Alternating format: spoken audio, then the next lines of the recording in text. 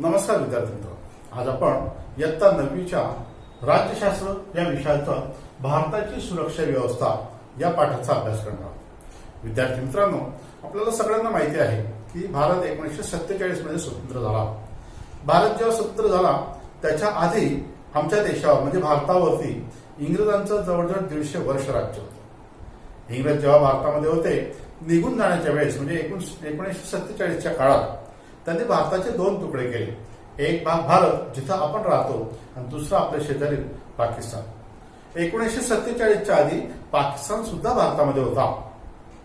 इंग्रजांच्या चिथावणीमुळे आणि मुसलमानांच्या मागणीमुळे आमच्या देशाचे 2 तुकडे झाले। इंग्रज ज्यावेळेस भारतातून निघून गेले त्यावेळेस भारतामध्ये जवळजवळ 1,200 लहान मोठी संस्थानं होती। या संस्थानांना इंग्रज सरकारने शब्द देऊन ठेवला होता की ज्यांना भारतात राहायचं असेल ते भारतात राहू शकतात, ज्यांना पाकिस्तानमध्ये जायचं असेल ते पाकिस्तानमध्ये जाऊ शकतात। आणि मग आपल्या स्वतंत्र भारताचे पहिले सरकार, त्या सरकारच्या माध्यमातून आमचे पहिले गृहमंत्री सरदार वल्लभभाई पटेल यांच्या मध्यस्थीमधून अनेक संस्थानं भारतामध्ये विलीन झाले। काही संस्थानं पाकिस्तानमध्ये विलीन झाले, परंतु भारताच्या क्षेत्रामध्ये असलेले आणि पाकिस्तानवरती प्रेम असलेले असं जुनागड, हैदराबादचे 2 संस्थानं हे पाकिस्तानमध्ये सामील होण्यासाठी तयार होते, परंतु त्यांचं क्षेत्र भारतात होतं, त्यामुळे ते शक्य नव्हतं। आमच्या गृहमंत्र्यांनी त्यांना आग्रह केला की तुम्ही भारतामध्ये सामील व्हा। तशाच प्रकारे उत्तर भारतामध्ये जम्मू काश्मीरचं सरकार होतं। ते जम्मू काश्मीरचं सरकार त्या ठिकाणी जे संस्थान होतं त्या संस्थानाचा जो राजा होता हरिसिंह, राजा हिंदू होता, परंतु बहुसंख्य प्रजा ही मुस्लिम होती।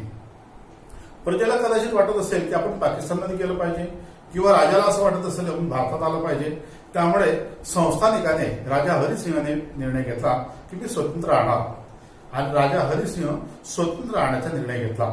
1947चा काळ होता, त्या काळामध्ये जे पाकिस्तानच्या क्षेत्रामध्ये राहणारे लोक होते त्यांना भारतात यायचं होतं।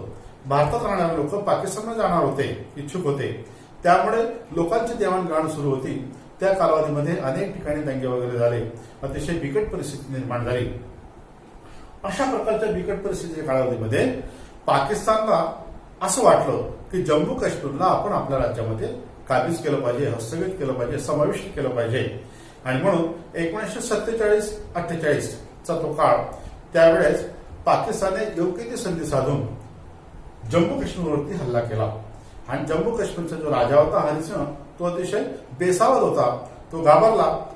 पाकिस्तानचा हल्ला झालेला होता आणि पाकिस्तानचा आग्रह होता की जम्मू काश्मीरने पाकिस्तानमध्ये सामील झाला पाहिजे, म्हणून राजा हरिसिंहने भारत सरकारला विनंती केली। भारत सरकारने त्याला मदत देखील केली, परंतु भारत सरकार मदत करत आहे तोपर्यंत पाकिस्तानने काही भूमी, जम्मू काश्मीरची काही भूमी आपल्या ताब्यात घेऊन टाकलेली होती। भारत सरकारने युद्धाला सुरुवात केली, युद्ध झालं। भारत आणि पाकिस्तान त्यांचे आतापर्यंत 4 युद्ध होऊन गेलेले आहेत। या 4ही युद्धांमध्ये सगळ्यात आधी पाकिस्तानने हल्ला केला आणि पराभव पाकिस्तानचा झाला। हे त्या युद्धांचा इतिहास आहे। ज्यावेळेस 1947-48ला पाकिस्तानने भारतावर म्हणजे जम्मू काश्मीरवरती हल्ला केला, सगळ्या शक्तीनिशी भारताने त्यांना प्रत्युत्तर दिलं, परंतु त्यावेळेस ते प्रकरण संयुक्त राष्ट्र संघटनेमध्ये गेलेलं होतं आणि संयुक्त राष्ट्र संघटनेत नुकतंच दुसरं महायुद्ध संपलेलं होतं। संयुक्त राष्ट्र संघटनेने त्यावेळेस युद्धबंदीची घोषणा केली आणि युद्धबंदी झाल्यामुळे जी भूमी त्यांच्याकडे गेली ती भूमी तशीच राहिली। आज सुद्धा त्या भूमीचा भारत आणि पाकिस्तानचा दोघांचा वाद आहे की पाकिस्तान म्हणतो आम्ही ती भूमी जिंकलेली आहे आणि भारत म्हणतो ती भूमी आमची आहे। संयुक्त राष्ट्र संघटनेच्या आंतरराष्ट्रीय न्यायालयामध्ये हा खटला सुरू आहे, याचा निकाल आले नाही। त्यामुळे बरेचदा असं होत असतं की शेजारील जो देश आहे त्या देशाकडनं आपल्या बाह्य सुरक्षेला मोठा धोका असतो। आपले शेजारी पाकिस्तान आहे, पाकिस्तानने आतापर्यंत आपल्याला 1948 मध्ये पहिलं युद्ध झालं, 1965 मध्ये दुसरं युद्ध झालं, 1971 मध्ये तिसरं युद्ध झालं आणि 1999 मध्ये कारगिलचं शेवटचं युद्ध झालं।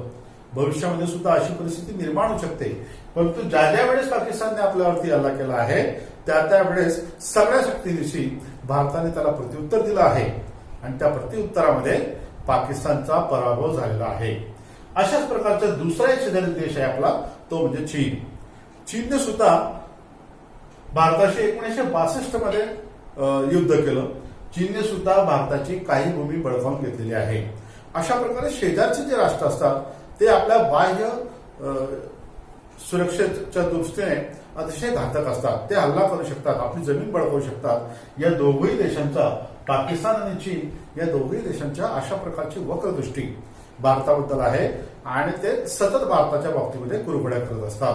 आपली बाह्य सुरक्षा यंत्रणा ही भक्कम असली पाहिजे यासाठी आम्ही सतत प्रयत्न करत असतो आणि अशा प्रकारचा प्रयत्न आम्ही पुढे सुद्धा करत राहणार आणि कधीही भारत आणि चीन, पाकिस्तान आणि चीन या देशांना भारत कधीही यशस्वी होऊ देणार नाही.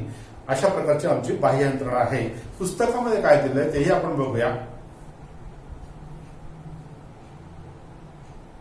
परकीय आक्रमण आणि अंतर्गत अव्यवस्थेपासून संरक्षण करणे. जसं परकीय आक्रमण होत असतं तसं अंतर्गत सुद्धा काही अव्यवस्था असते. बाहेरून जसे शत्रू असतात तसे आतून सुद्धा शत्रू असतात. बाहेरचे शत्रू सीमेवरती हल्ला करतात.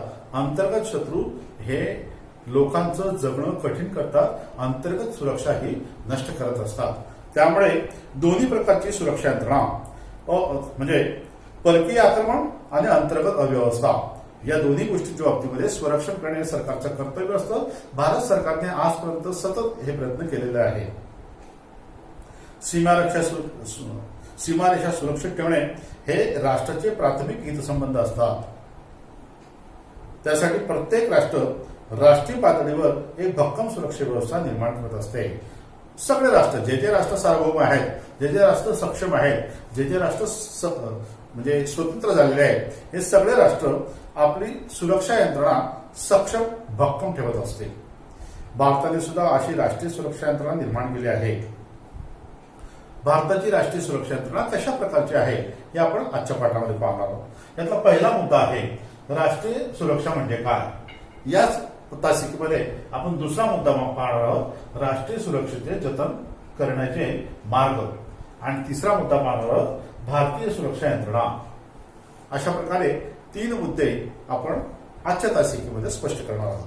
त्यातला पहिला मुद्दा आहे राष्ट्रीय सुरक्षा म्हणजे काय. आंतरराष्ट्रीय व्यवस्था सार्वभौम राष्ट्रांची बनलेली आहे. ही सार्वभौम राष्ट्रे जरी एकमेकांना सहकार्य करत असली तर त्यांच्यात काही वेळेस संघर्ष होतात. सगळे राष्ट्र स्वतंत्र आहे.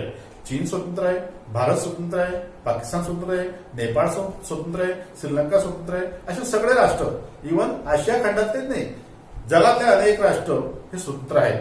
हे सगळे जे सार्वभौम आणि स्वतंत्र राष्ट्र असतात यांची आपापसामध्ये मैत्री पण होत असते, कधी कधी संघर्ष पण होत असतात. राष्ट्रांमध्ये सीमारेषेसंबंधी वाद असतात, तर काही वेळेस पाणी वाटपावरून त्यांच्यात संघर्ष निर्माण होत असतात. या पाणी वाटपाच्या बाबतीमध्ये सगळ्यात मोठं जर उदाहरण असेल तर ते भारत आणि पाकिस्तानचं. ज्यावेळेस भारत स्वतंत्र झाला त्यावेळेस हिमालयात जे वाहणाऱ्या नद्या होत्या त्या नद्या पाकिस्तानमध्ये वाहून जात होत्या. म्हणजे भारताकडनं पाकिस्तानकडे त्या नद्या जात होत्या. त्यावेळेस कोणत्या नद्यांचं पाणी पाकिस्तानने घेतलं पाहिजे किंवा पाकिस्तानने दिलं पाहिजे, कोणत्या नद्यांचं पाणी भारताने वापरलं पाहिजे, अशा प्रकारचा ठराव झाला आहे. या सगळ्या नद्यांमध्ये रावी, व्यास आणि सतलज या नद्यांचं पाणी भारताने वापरलं पाहिजे. तर सिंधू, चिनाब आणि झेलम या नद्यांचं पाणी पाकिस्तानला देण्यात आलेलं आहे. अशा प्रकारचा करार 1947 ला झालेला आहे. आंतरराष्ट्रीय कराराचे पालन न करणे. संघर्ष केव्हा होतात तर जेव्हा 2 देश जो आंतरराष्ट्रीय करार झाला असेल त्या कराराचं पालन करत नाही. त्याचबरोबर परस्परांशी सतत संघर्ष करणे. शेजारी देशातून निर्वासितांचे लोंढे येणे. भारतामध्ये सतत निर्वासितांचे लोंढे येत असतात. 1947 ला ज्यावेळेस भारत स्वतंत्र झाला तेव्हा सुद्धा अनेक लोक पाकिस्तान सरकारने भारतामध्ये आखलून दिले. लोक जीव वाचवून आपली संपत्ती सोडून भारतामध्ये येऊन गेले. त्यावेळेस अनेक लोकांचं पुनर्वसन कसं करायचं हा भारत सरकारच्या पुढे सगळ्यात मोठा प्रश्न होता. भारत सरकारने यशस्वीपणे या सगळ्या मार्गामधनं, या समस्येमधनं मार्ग काढला. आजही अनेक लोक बांगलादेशातून भारतात येतात, पाकिस्तानमधून भारतात येतात, या ठिकाणी व्यवसाय करण्याचा प्रयत्न करतात, या ठिकाणी आपलं वास्तव्य करण्याचा प्रयत्न करत असतात. या लोकांचा सुद्धा भारताला सतत त्रास होत असतो. तर मग असे संघर्षाचे मुद्दे असतात. या अशा प्रकारचे लोंढेच्या लोंढे सतत भारतामध्ये येतात। राष्ट्रांमध्ये अशा प्रकारे परस्पर विरोधी हितसंबंध निर्माण झाल्यास त्यांचे निराकरण तडजोडी चर्चा यांच्या आधारे केले जाते। परंतु असे प्रयत्न जेव्हा अपुरे पडतात तेव्हा एखादे राष्ट्र युद्धाचाही विचार करतो। सगळ्या प्रकारचे प्रयत्न होतात, समुपचार होतो, परंतु प्रयत्न जेव्हा अपूर्ण पडतात तेव्हा युद्ध सुद्धा होऊ शकतात। अशा प्रकारची परिस्थिती भारत आणि पाकिस्तानमध्ये अनेकदा झालेली आहे। एका राष्ट्राने दुसऱ्या राष्ट्रावर आक्रमण करणे, आता मी तुम्हाला सांगितलं की पाकिस्तानने भारतावरती आतापर्यंत 4 वेळेस आक्रमण केलेलं आहे। जेव्हा जेव्हा त्याने आक्रमण केलं आहे तेव्हा तेव्हा त्याचा पराभव झालेला आहे। राष्ट्राच्या सार्वभौमत्वाला आव्हान देणे, यामुळे राष्ट्राच्या सुरक्षेला धोका निर्माण होतो। पाकिस्तानपासून अनेकदा राष्ट्राच्या सुरक्षेला, आमच्या भारत सरकारच्या सुरक्षेला, भारत देशाच्या सुरक्षेला धोका निर्माण झालेला आहे। आक्रमक राष्ट्रांच्या लष्करी सामर्थ्यामुळे अशा प्रकारचे आव्हान निर्माण होते। कोणत्याही परिस्थितीत राष्ट्राच्या सार्वभौमत्वाचे आणि अस्तित्वाचे रक्षण करणे हे राज्याचे पहिले कर्तव्य आहे। ज्या देशाचे राज्य असेल, ज्या देशाचे सरकार असेल, आपल्या देशाच्या अस्तित्वाचा विचार करणे, आपल्या देशाच्या अस्तित्वाचं रक्षण करणे हे सरकारचं, राज्याचं, देशाच्या सगळ्यांचं प्रथम कर्तव्य असतं। जबाबदारी असल्याने राज्याला आपली सुरक्षा व्यवस्था कायम, सज्ज आणि अद्ययावत आणि भक्कम ठेवावी लागते। त्यामुळे आपल्या देशावरती कोणी वाकडी नजर करून बघू नये, आपल्या देशाच्या सीमेवर कोणी हल्ला करू नये, आक्रमण करू नये। त्यामुळे सरकारला, शासनाला आपलं जे सुरक्षा यंत्रणा आहे ती सतत अद्ययावत ठेवावी लागते, सतत जागरूक ठेवावी लागते, सज्ज ठेवावी लागते। जेव्हा शत्रू राष्ट्राने कोणत्याही वेळेस, कोणत्याही प्रसंगी आमच्यावरती हल्ला केला असेल त्या वेळेस आम्हाला त्याला प्रत्युत्तर देता आलं पाहिजे, अशा प्रकारची मानसिकता आमच्या सरकारला ठेवावी लागते। याला राष्ट्रीय सुरक्षा असं म्हणतात। राष्ट्रीय सुरक्षेला कोणतेही सरकार, इव्हन भारत सरकारने आजपर्यंत प्रथम प्राधान्य दिलेलं आहे।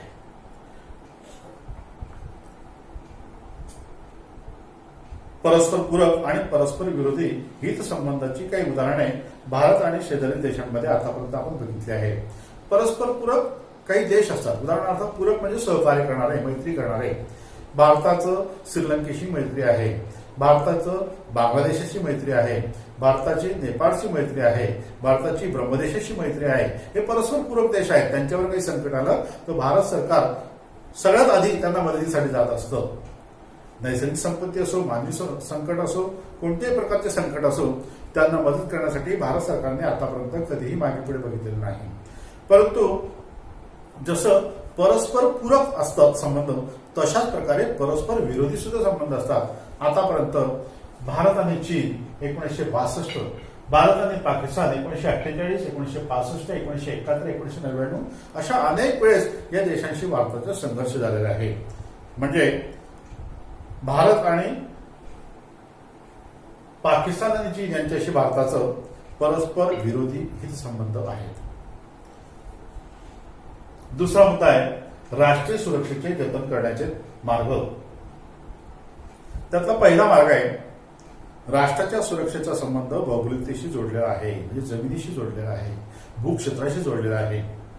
कारण भौगोलिकदृष्ट्या अधिक निकट असणाऱ्या राष्ट्रांकडून राष्ट्रीय सुरक्षेला धोका निर्माण होण्याची शक्यता असते। भौगोलिकदृष्ट्या आम्हाला हे दोघंही शत्रू राष्ट्र जवळ आहेत, पाकिस्तान, चीन, हे दोघंही राष्ट्र भौगोलिकदृष्ट्या आम्हाला जवळ आहेत। अशा प्रकारचे ज्या ज्या देशाला भौगोलिकदृष्ट्या जो जवळचा देश असतो त्याकडनं सगळ्यात पहिला धोका असतो।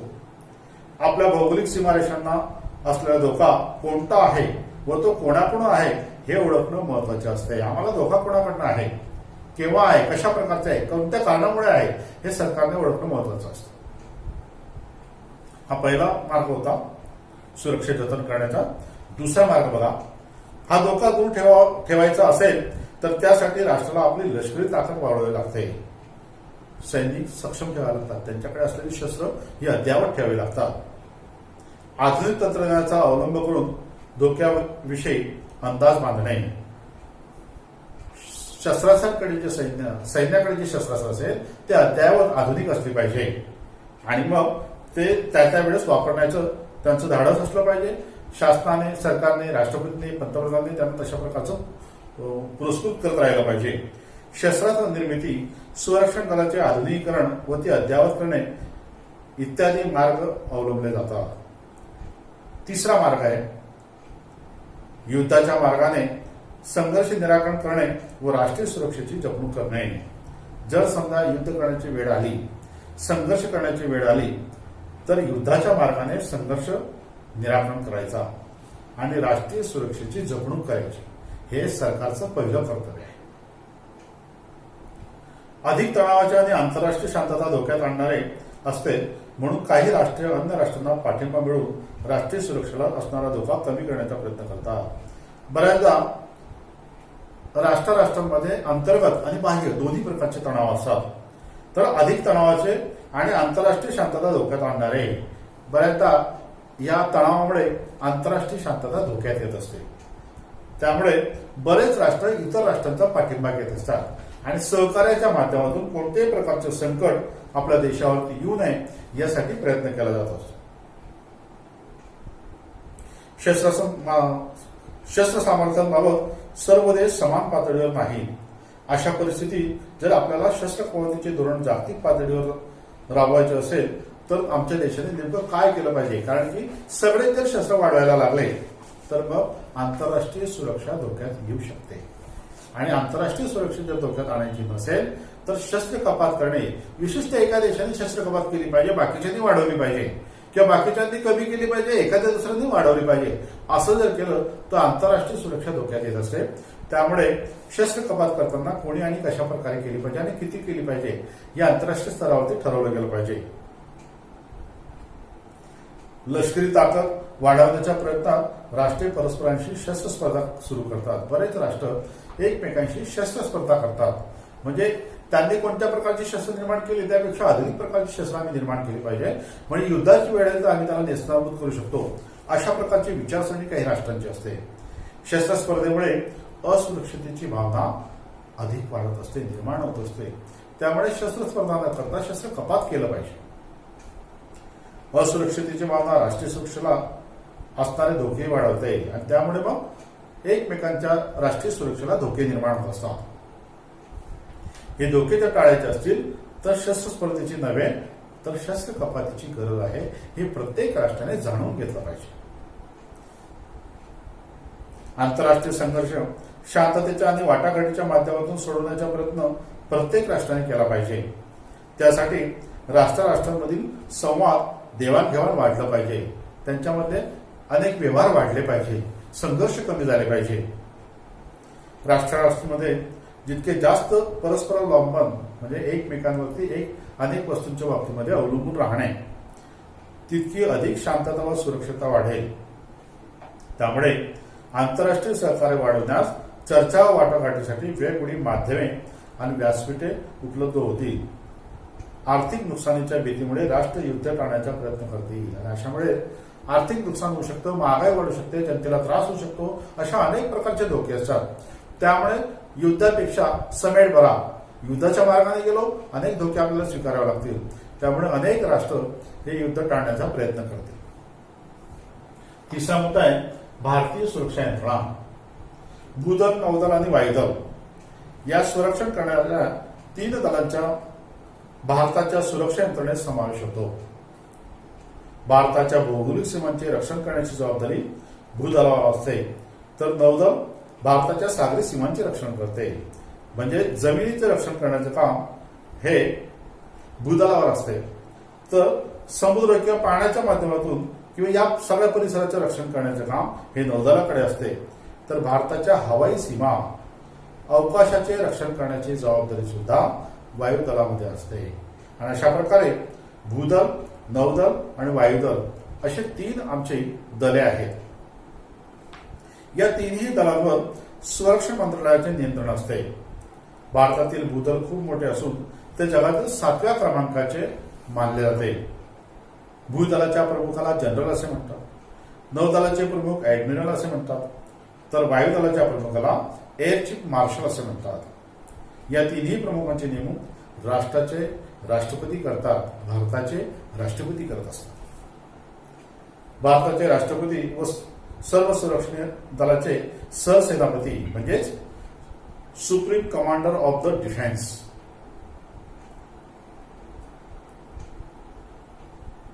राष्ट्रपतीच्या संमतीशिवाय संरक्षण दलांना युद्ध अथवा शांततेसंबंधी निर्णय घेता येत नाही, कारण राष्ट्रपती नागरी सत्तेचे प्रतिनिधित्व करतात. लोकशाहीत नागरी नेतृत्व लष्करी नेतृत्वापेक्षा श्रेष्ठ मानले जाते. भारताच्या सुरक्षा यंत्रणेतील तिन्ही संरक्षण दले अद्ययावत असावीत, आधुनिक प्रकारची असावी. यासाठी अनेक उपाययोजना केल्या जातात. त्यासाठी काही संशोधन संस्था सुद्धा स्थापन केल्या आहेत. सुरक्षा यंत्रणेचे काही तज्ज्ञही असतात. काय केलं म्हणजे सुरक्षा व्यवस्थित राहील, चांगली राहील, मजबूत राहील, अशा प्रकारचे मार्गदर्शन सुद्धा काही तज्ज्ञांकडून शासनाला समाजाला केलं जात असतं. संरक्षण दलातील सर्व श्रेणीच्या व्यक्तींना आपले काम उत्तम प्रकारे पार पाडता यावे, यासाठी आपल्या देशात अनेक प्रशिक्षण संस्था सुद्धा आहेत. अशा प्रकारच्या प्रशिक्षण संस्था या पुणे येथील नॅशनल डिफेन्स अकॅडमी, दिल्ली येथील नॅशनल डिफेन्स कॉलेज अशा ठिकाणी प्रशिक्षण दिलं जात असतं.